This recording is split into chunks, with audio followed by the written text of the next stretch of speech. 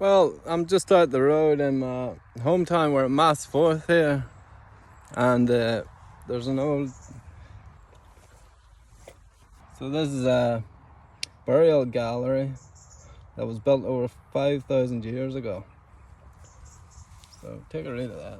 We'll take a look at it.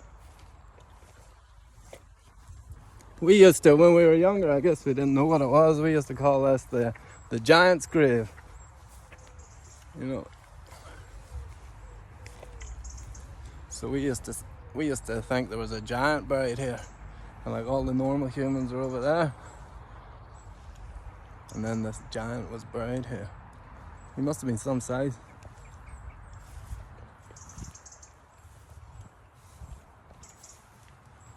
So this is what's left of it. I don't really know what it was used for. I don't really know what's under there either.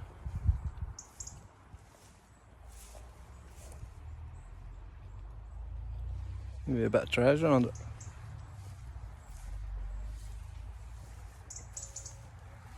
Sure, if I find any more stuff, I'll let you know.